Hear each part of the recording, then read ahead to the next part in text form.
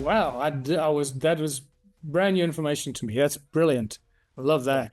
And so these, firecrystal.com or all these, and you put a glass of water on the magnetic coil in fireray.com, the difference in taste, and you put that coil around a vortex, the imploder.com, and the effect on water, we're going to have the most powerful water treatment devices. In fact, our friend Laura had already proved he could eliminate chlorine in swimming pools and he could eliminate all vaccines and antibiotics in animal farming just by imploding the water correctly with the right field. You can use a coil or biodynamic charge preparations.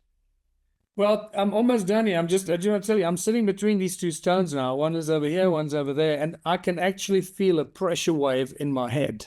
Yeah, that's my ears feel like when you're in an aeroplane, it feels a bit like that right now. Yeah. Because I've not been in such close proximity to the Torus stones for quite a while. And so, wow, it's amazing. Wow. And the ancients knew that you didn't inhabit the sacred sites. No, you used it for a purpose, but you didn't live there. No, because they weren't for living. They were energy generating machines. Yeah, that's right. Just like you don't want to go in there. So it's a fertilizing purpose. It made life forms. So this stone that I lifted up earlier, you can see it's broken here, and so we were in a museum, and this was a few years ago, and there was a German group with us, and one of the guys had a really top-notch heat, what do you call it? Heat camera, thermal camera, thermal imaging camera, and he took pictures of this particular stone. And this, exactly what you described. Now, here's a scientific evidence that these stones suck energy from the one side, and it's the ambient noise, the ambient frequencies and sound, they suck it in the one side and push it out the other side. So this is the one side of the stone, and this is the other side of the stone. Wow, that's huge difference. Yes, I mean, look at that. Come on, really? Yes. Anybody wants to argue with this? Yeah. Well, that tells you now, that's the red side is the centripetal side, heat containing, and the blue side is the centrifugal, the heat releasing. And that will then, when it's broad spectral, will apply to microwave, magnetics, capacitance, etc.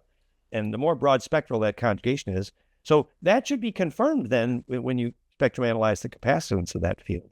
So what interesting what you said, you described it exactly opposite to how I imagined it.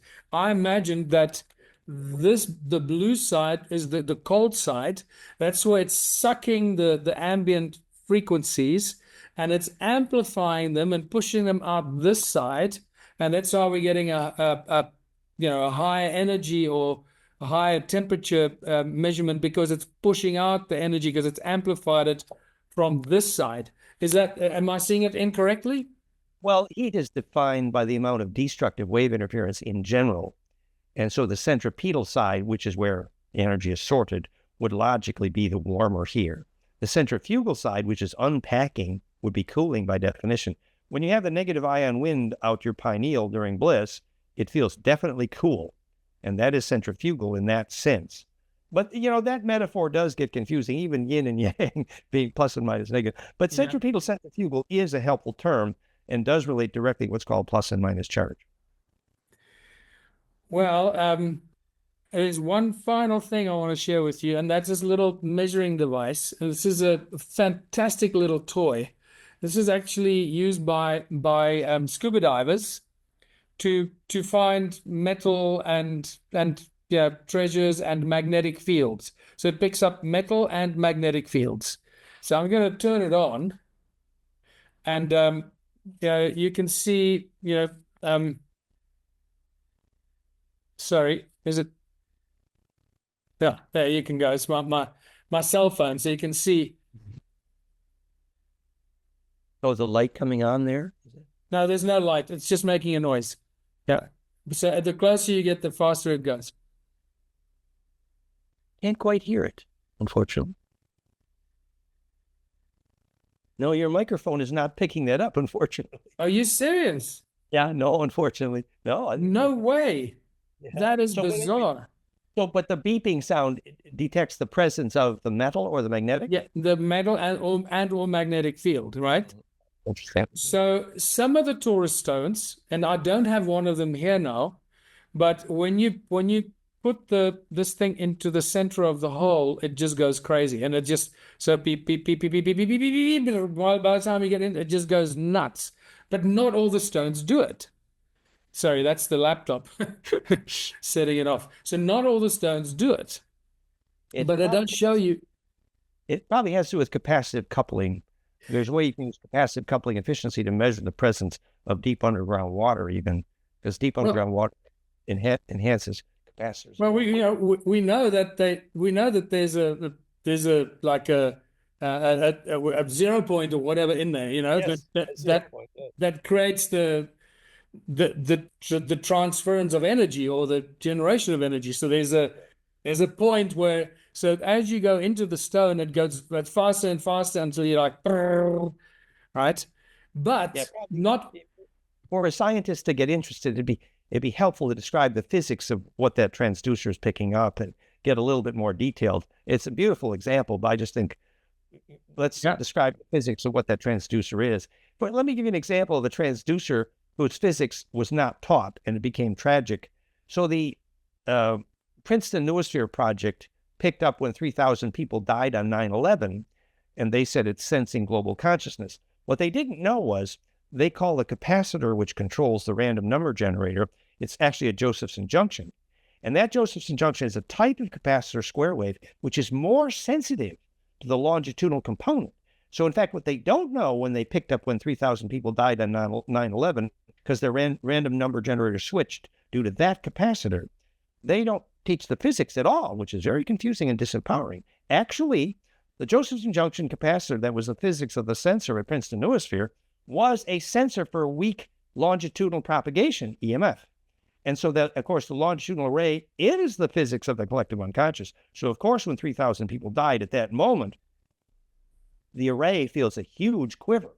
So, again, once you can teach the physics of these things, that's why I think we should investigate the physics of your transducer there and make it a little more teachable, which is why I'm here to help volunteer to help you make this conversation even more penetrating for serious science. Yeah. Now I'm going to show you the very final thing, and that's coming back to this little gadget, right? Okay. And what's interesting is it's when you open it up, it doesn't pick up the metal, right? So it doesn't pick up the metal at all. It's probably magnetic sensitive. Well, that's why I want to keep this for last, because now I'm going to show you that toroidal shapes, even when they're made out of non-metallic material like this, or not conductive material like this is a metal, obviously, but it's not a conductive metal. When you go into the center of it, that's where it picks up the energetic field, and you pick up the toroidal magnetic field that's being generated by the shape when you go towards the center of it.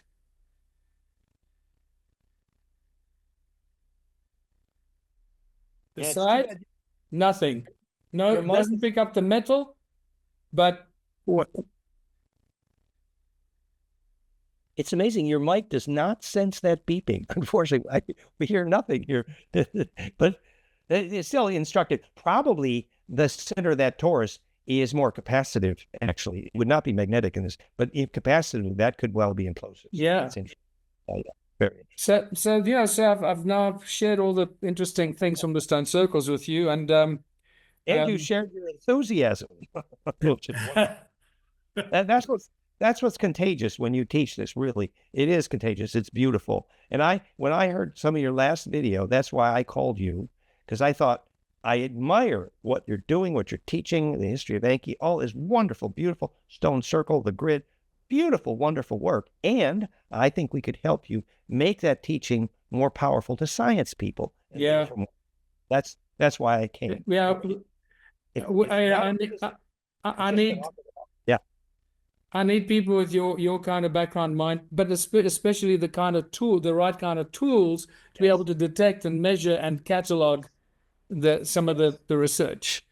Yeah. And so next time we meet, hopefully you'll have flameinmind.com/lifeforce, and you'll have measured the frequency signature of your toroidal stone and your favorite stone circle. And we can talk about whether you picked up Schumann harmonics and why.